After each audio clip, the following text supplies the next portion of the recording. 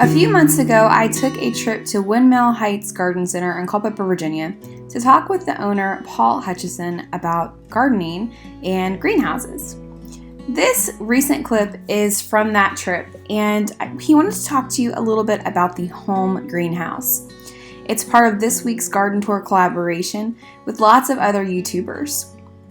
I'll give you a list of the YouTubers that are participating in this week's collaboration, and you can find the link to their channel below. Make sure that you go and listen and watch all of the YouTube channels that are participating this week, and come back and let us know what has inspired you, what you're learning, and what you're looking forward to next week. We hope that you enjoy this video, and happy homesteading. Right, so for a home greenhouse,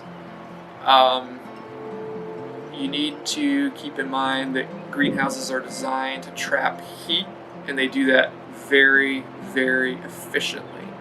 I remember I had a ventilation fan die.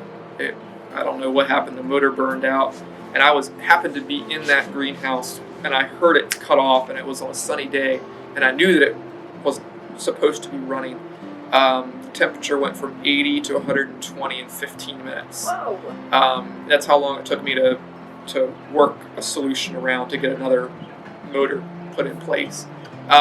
So my first recommendation would be make sure you have a plan for how you're going to ventilate. I hear from home greenhouse owners all the time, well, it was cloudy this morning and I needed to run to town, so I left the greenhouse closed up, and I didn't turn my fan on, or I didn't do anything, and I came to town, and then you get to town and it's sunny, and you're envisioning in your mind those plants in there, they're cooking.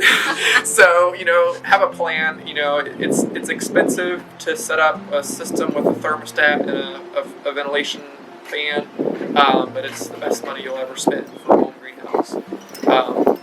And then the other thing being, with heat in the winter, there's a lot. You can start with an unheated greenhouse, but if you're trying to start tomatoes, peppers, cucumbers, basil, things like that are really warm season plants, there is a point at which you can start them in an unheated greenhouse, but you can't start them too early because they have an absolute minimum temperature at which they die, even if they're inside of a protected structure. So, like, for example, tomatoes, obviously you can't plant them outside until, like the middle of May. Well, for here, this is in central Virginia.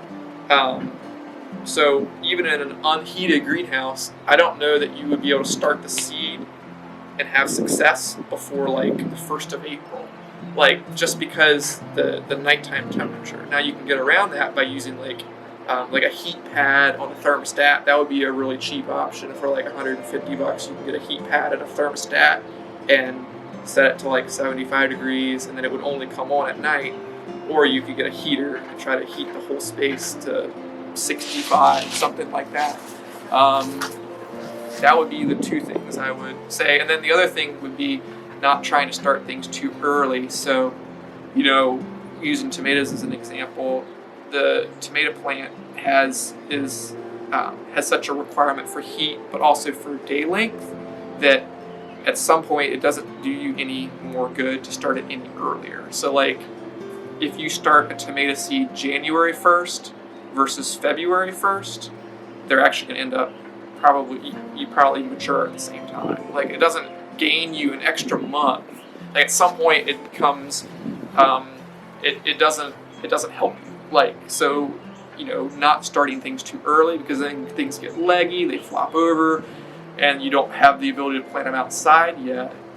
You have a longer chance of killing them. It's basically what it is. So the idea is you should try to plant your seeds for anything in the time frame that you'll have a nice transplant to where you can plant it outside when it's the right size, to where it's not getting floppy and yellow and full of bugs, and that's what you're trying to avoid.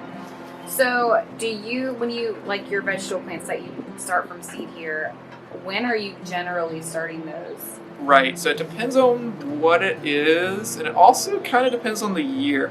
I have a calendar that I stick to, and sometimes I deviate away from that calendar and it works, and sometimes I deviate and it messes up. So generally, I'm starting like all of my, and I should preface this by saying that I start multiple batches of everything. So like I'll do usually like 3 different sowings of cabbage, and part of that's so that I have a continuous supply, because not everybody wants to plant the same week.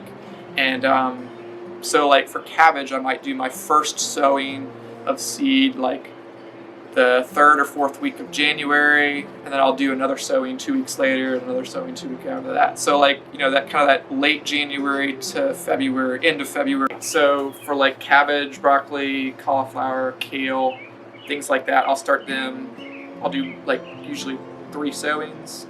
First, the end of January, middle of February, end of February, to space them out. And sometimes I'll do a late crop of cabbage, and I'll sow that seed like early March.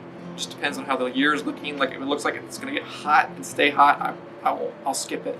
And then lettuce, and I'll start that. Usually it grows so much faster. I'll start that like mid-February to late February. And then things like tomatoes and peppers, I'll do them. I'll do some in early February, but then the majority of my tomatoes, I'll sow the seed mid to late February, even into mid-March, because I like to have some tomatoes to replace ones that get killed by frost. But if I was a home gardener, I wouldn't start my tomatoes that early. I mean, I've got, I was selling tomatoes that were 2 feet tall in early April, and people were buying them, but that doesn't mean it's a good idea. But I tell people don't plant it right now, but I know they go home and they plant it because they come back the next day and buy another one. That doesn't mean you should do it. But I mean, if I was going to be doing it for my own garden, like I have tomatoes I started for my own garden, and I think I sowed the seed March 1st-ish. So that kind of that time frame. Early March is good for a lot of things. Okay.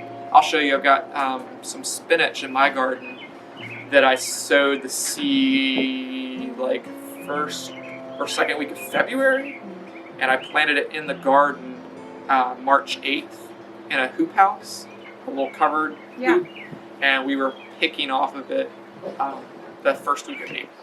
That's awesome. So we're still picking off of it. So and then for fall crops, people forget about fall because it sneaks up. The heat of July and August sneaks up and gets us. And my granddad taught me this, and it works, at least for Central Virginia. I don't know other places in the country, but the 1st, 2nd week of July is when you want to be starting seeds of like your fall cabbage and broccoli and kale.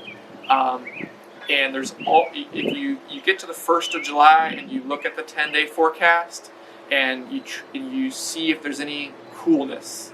Sometimes, like 2 out of every 3 years, there'll be like a period where there'll be like some rain and the temperatures will be like not as blistering hot, and that's when I'll sow my fall vegetables. I'll try to time it for a little period of coolness, because broccoli and cabbage, they're cool weather vegetables and they don't like it hot, but you need to start them then in order to be harvesting in early October.